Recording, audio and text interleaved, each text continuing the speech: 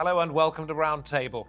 After its retreat from Kiev 3 weeks ago, Russia's military's refocused its efforts in eastern Ukraine with the goal of taking the whole of what is known as the Donbas region. Western officials say there is some evidence that Russia has been addressing some of its earlier mistakes, helped by the fact that forces are now fighting on fewer fronts and under a unified command. So can Putin make up for the failure in Kiev if he wins in the Donbas region? And what happens if he loses?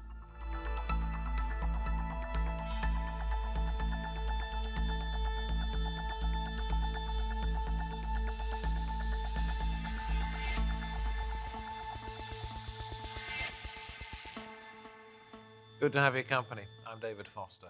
Vladimir Putin appears to have moved to Plan B after failing to take Kiev. Now Moscow's planning, it appears, to seize Ukraine's south and open a route to Moldova's Transnistria region as part of what's known as the second phase of its military operation, according to Russia's Central Military District Command.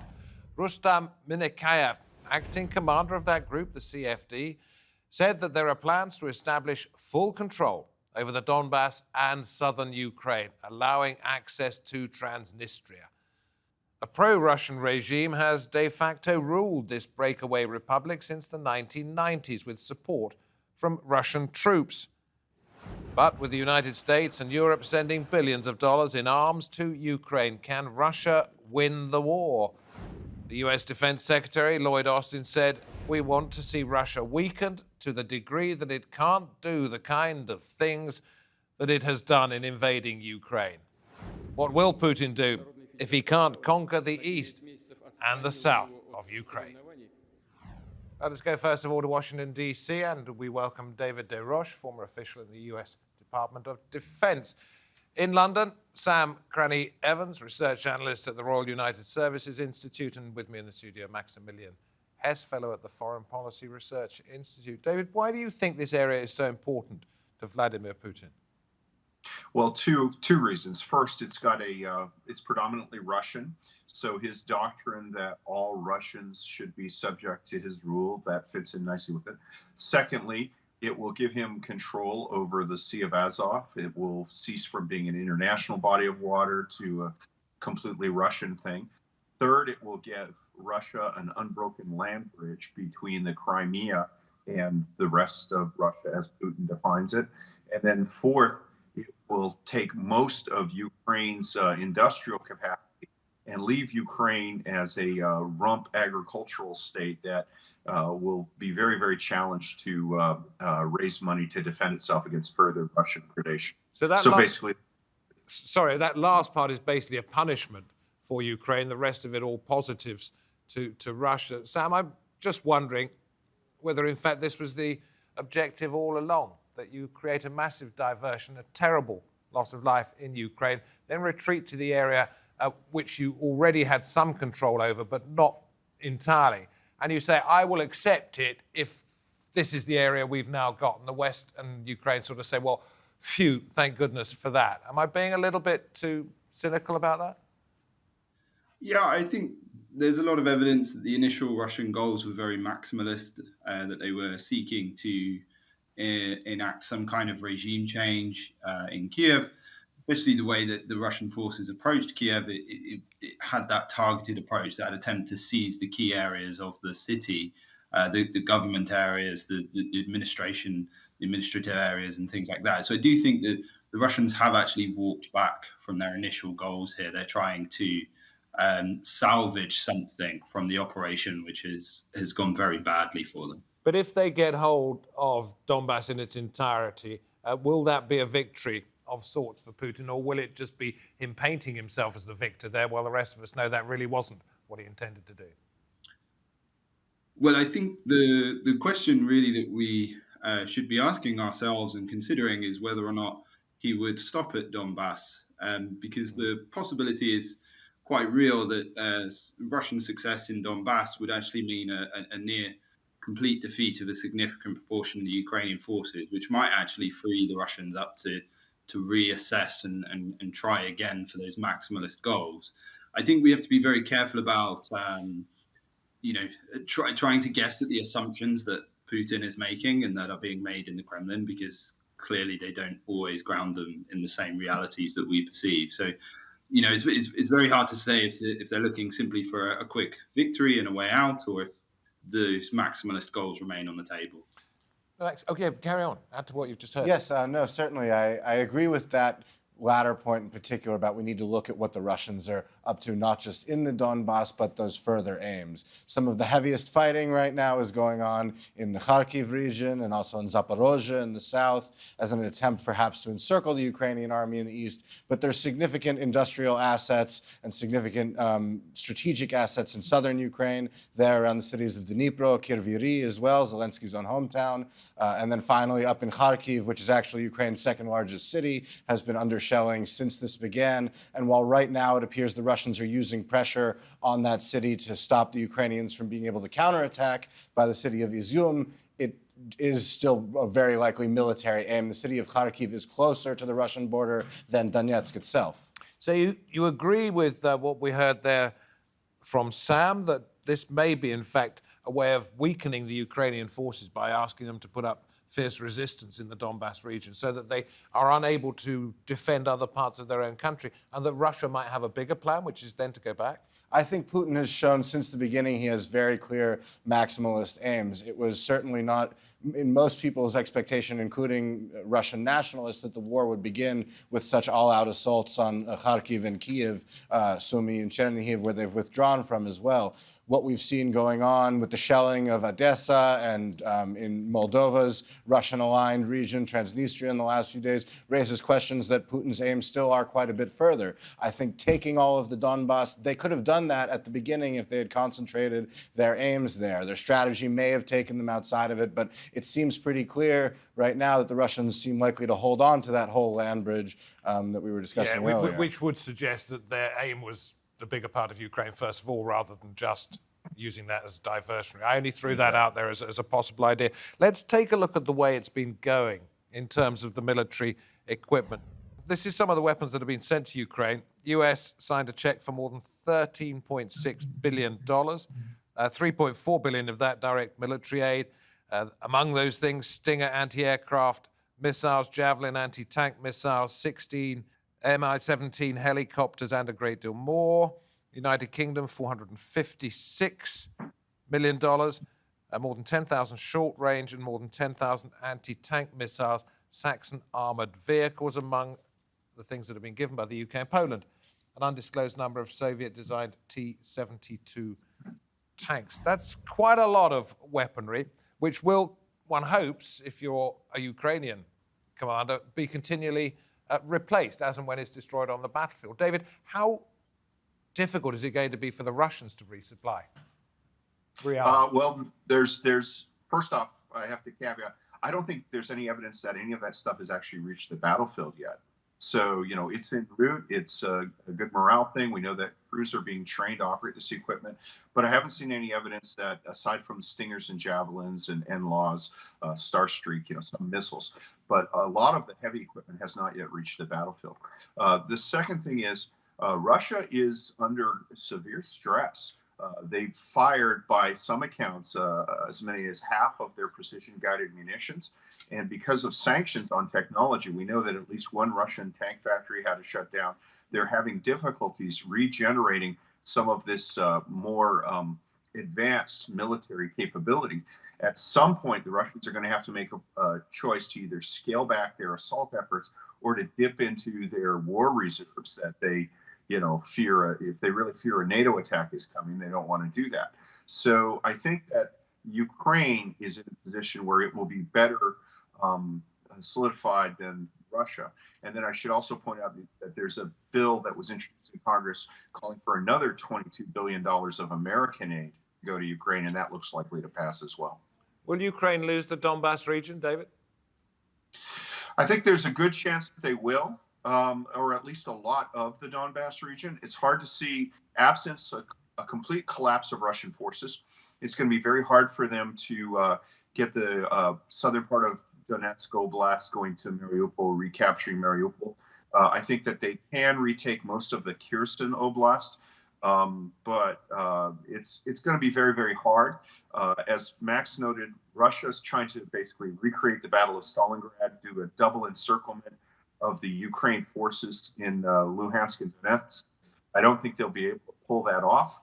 But, it is true that the Russian forces are basically pinning down a lot of Ukrainian assets that are unable to retake territory lost in the early days of the war. Sam, interesting to me to hear that this could be a pivotal point in the war when it's been painted in many ways as a retreat by Putin. It's critical in the sense that Donbass is where the best equipped and trained Ukrainian troops were at the start of the conflict. And so if we think back to those original aims that were set out by Putin, the demilitarization of Ukraine, you have two aspects of that. One is the destruction of Ukraine's military industrial infrastructure, which potentially the Russians have achieved. They've put a lot of effort into that. And the second is the destruction of Ukraine's military. And you can't achieve that goal without going where Ukraine's military is. So it follows that from a Russian perspective, Donbass is an aim, a goal that would have to be achieved if those initial war aims are to be anything like successful. And do you think Ukraine can defend the Donbass region? I hope they can. I hope they have the ability to withstand this and actually push the Russians out of their country. But we're a long way off that yet. At the moment, they have to withstand a very significant and very concerted assault with a lot of firepower. And that's really where the heavy weaponry, some of the howitzers and systems like that the US is sending and various other allies and partners, that's where that will really come into play and is the next phase. I'll come to you in a minute, Maximilian, but it was interesting, Sam, to hear you say about the big weaponry that's being sent from the United States. David saying that very little of it has arrived so far. I'm going to play in a clip from Vladimir Putin about the same subject. If someone intends to intervene in the ongoing events from outside and creates a strategic threats for Russia that are unacceptable to us, they should know that our retaliatory strikes will be lightning fast. We have all the tools for this, things no one else can boast of having now, and we will not boast. We will use them if necessary, and I want everyone to know that. We have made all the decisions on this matter. And there he is, Sam, I think, talking about things such as hypersonic weaponry, obviously not Satan II, this thing that can carry 13 nuclear warheads, because I don't think that's been deployed yet. But he's saying Russia has the means militarily to destroy what is the cream, as you say, of the Ukrainian military in that region before the American weaponry gets there. I think more what Putin is probably referring to there is this concept the Russians have of regional, local, global conflicts. So preferably they will keep a conflict local, which is very much what it is right now. It is Russia versus Ukraine with Western forces supplying aid. I think Putin's threat is that if that aid becomes personnel, if it becomes a Western commitment in any way to start fighting and killing Russians on Ukraine's behalf, then the response, that's what he's talking about. Because I think what we need to be very clear of and very aware of as a Western alliance is how strong and how capable our forces are, how on aggregate NATO forces outnumber Russian forces and they're technologically superior. So that is something that drives a lot of Russian decision-making and a lot of Russian strategic calculus, because the second that a conflict escalates horizontally, it draws more countries in, it rapidly shifts against Russia. And yet you believe, Max, that Ukraine cannot hold on to Donbass. I think it is unlikely that Ukraine will be able to hold on to the Donbass. They've lost control of about 40% of it over the last 8 years, mostly in 2014. They've almost been pushed entirely out of the Luhansk Oblast, the northern half of that region. They only hold 2 real cities there, Severodonetsk, Lysychansk. There's a lot of critical infrastructure in there as well. And what we've seen over the last 2 weeks as part of this escalation by Putin's offensive is an escalation of the war, not only on the military infrastructure, but essentially willing to burn what exists. And this is part of the economic war against Ukraine. And I think part of what Putin is speaking to, often known as, asymmetric warfare or geoeconomics, there's also a huge aspect of what's going on with sanctions, with Russia's own threats against other countries, not only in the EU, but countries like Georgia and Moldova that have their own conflicts with Russia. And so I think Putin has a far larger and wider audience than necessarily just ministries of defense deciding what level of arms to send. And we're going to continue to see the conflict play out there. And if Russia really is willing to destroy all of Ukraine's economic infrastructure in addition to the military infrastructure, but then fights to a standstill or at least doesn't lose outright, that bill essentially goes on to the West. And how are we going to help pay for Ukraine's reconstruction? What are we going to do about continued sanctions against Russia? Can we talk about the area itself? And this involves you two as well, but I'll stay with you for the moment, Max. How much of the Russian narrative, which we hear, that these are Russian-speaking people, they are allied to Moscow, they want to be part of us, we've gone in there to protect them, there have been many deaths caused by the Ukrainians. How much of that actually resonates with the people who live in the area? I think in 2014, it did quite resonate with the people who lived in the area. I spent a lot of time out in Mariupol in particular in 2014 and 2015. And even until just last year, in local elections, people tended to vote for the opposition bloc in Ukraine, the pro-Russian party that's now been banned. They held most of the local mayorships. But those mayors have largely gone over to the Ukrainian government. There have, of course, been some defections and some who've been co-opted by the Russians. But Mariupol is the peak example of this, because everybody I spoke to in Mariupol in 2014, 2015 said, we've gone over to the Ukrainians and we've taken our side there because of the steel plants here. And if the war really comes, these 2 Stalinist-era steel plants will never be rebuilt. The kind of investment that it would take, the owner of those steel plants put the number at over 10 billion in an interview with French media yesterday. They knew that nobody else would come back and build it. Russia has its own port in Rostov. It will steal the assets from Donbass, as it already has been in the territory it controls. So Putin could have fought a war for the hearts and minds of these people, but the incredibly brutal way that he's done so, I think, has given up any chance of that. Those who remain will be subject to heavy propaganda. There won't be open access to information in what areas the Russians do manage to retain control of. So they will be able to build something up. But it's not going in terms of hearts and minds in Putin's favor. And the more conflict there is, David, in that area, the more resentment may well grow. Well, yeah, I mean, it's even worse than Max has said. So there are reports that Ukrainian civilians in these areas around Mariupol and Donetsk have been filtered, the Russian term, moved to camps, and some have been resettled as far away as Khabarovsk, which is on the Pacific Ocean in Russia.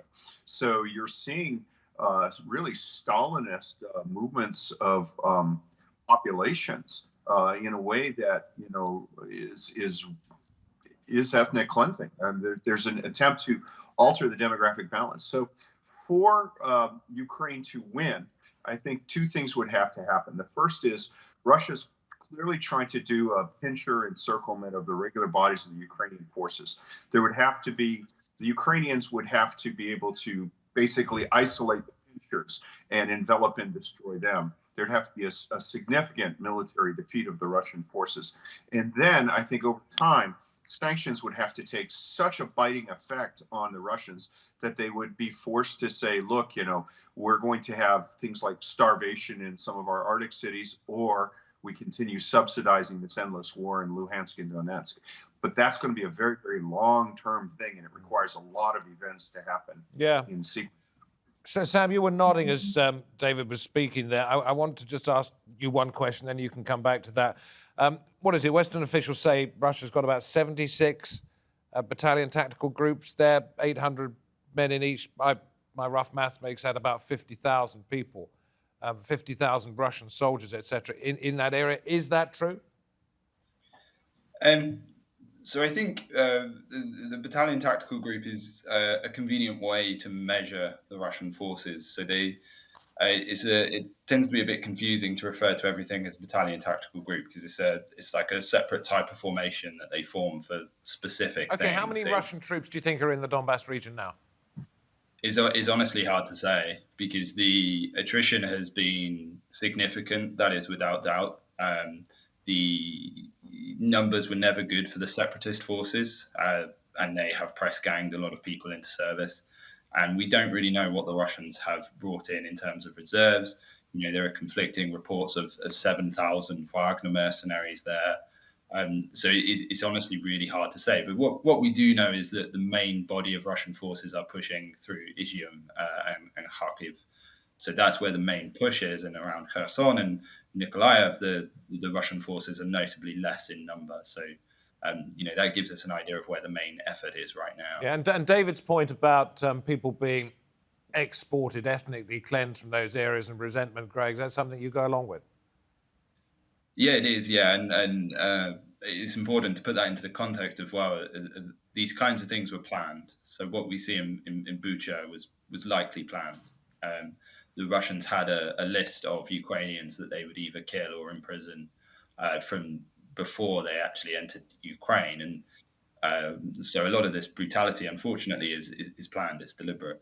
So a Pyrrhic victory if Russia wins there, because it will have lost the hearts and minds of those people that were perhaps on its side pre-2014 and sort of said, yes, come and look after us.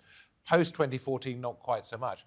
2022, probably not at all, because they've seen so much of what they live with and the people they love lost. Yeah, I think that almost any victory, really, at this point for the Russians is going to prove to be a Pyrrhic victory. Even if they manage to take all of the Donbass, consolidate Mykolaiv, Kherson, Dnipro, those cities in the east. Because Putin does understand one thing correctly when he spoke about the historic unity of the Russian-Ukrainian peoples. He's, of course, driven the largest wedge in that's ever happened. But there are very close historic, linguistic, cultural, political, social ties between Russians and Ukrainians, and Putin will go down in history as the one who essentially engendered a Slavic fratricide, even if we're not going to call it the definition of genocide yet. I know the Canadians and, of course, President Biden have done so, but he certainly will go down as having committed this fratricide amongst the Slavic peoples, and I don't think there's any history that won't hold him accountable for that. Let's talk about Moldova and Transnistria. We don't have very much time here, but if he's successful here and if the power of the troops proves to be overwhelming in the Donbass region, moving into Moldova, David, and the breakaway region of Transnistria, is that next? Well, not so much Transnistria as Transnistria, but controlling the Black Sea coast and taking Odessa. So Transnistria is not important. There's only about 6,500 Russian troops there. They're barely able to take care of themselves. What's important is controlling the Black Sea coast and rendering Ukraine, this landlocked rump agricultural state that will be forever under Moscow's suzerainty. Can the West allow that to remain the case? Do you think this will go on for years? I'm really surprised by Western resolve. The big issue now that we've seen natural gas shipments stopped to Poland and Bulgaria, even the most naturally gas dependent, the Germans, the Austrians, anybody who argues against Russian intentions now is just, quite frankly, on the other side or is too stupid to talk to. And the natural corollary for that, Sam, if I can ask you, is what? If countries continue to be hurt, if Moldova, Transnistria, or that area, if we see Odessa taken, if we see the West squeezed in terms of its energy options and supplies, what will follow from that? It's hard to say. If we look at Putin's own narrative, the move in Transnistria and Moldova was originally part of the Ukraine plan. Once Ukraine had sort of succeeded in its goals, the plan was to move into there. So we sort of know with a reasonable level of confidence that was a goal, and so it's not really surprising to see it reemerge. Some of the language that Putin has used suggests that the Baltic states should be brought back into Russia, and so that's one potential option, which would be very concerning. Because of course that would bring NATO into the situation very quickly. But in terms of the energy security, that's not really my area, I'm afraid. Okay, all right. I'm going to come to you, Max, on this one quickly. If it gets down to the sort of street fighting and the bombing and the artillery raids that we saw in other parts of Ukraine. Will we see the same sort of reporting of it from that region, or will we basically be cut off from really knowing what's going on? I think we'll still be able to get pretty fair reporting as the Russian army advances. What's happening behind the Russian army's lines isn't clear. But just to follow up on the other points quickly, I think the West needs to make it very clear and make it clear to voters and the populations across that we are in an economic war with Russia as a result of Russia's invasion there. And we need to understand that there will be costs. And I think Putin is hoping that in addition to whatever other military aggression he may have planned, that his economic aggression, his attempts to sort of squeeze Poland and Bulgaria, as we've seen on the gas front, will break Western unity first. And I think it's been good. We've seen so much more Western unity than I think Putin expected and that many observers expected until now. But we really need to make it very clear that we are in this for the long haul, and we need to be working and doing things not only that are punishing with sanctions, but that are supporting and proactive our allies and to replace the Russian gas. Indeed, thank you very, very much indeed. Much appreciated. Fighting, not necessarily physical battles, but fighting on so many different fronts. From me, David Foster, thank you very much indeed for watching this edition of Roundtable. We hope to have your company next time. Until then, goodbye.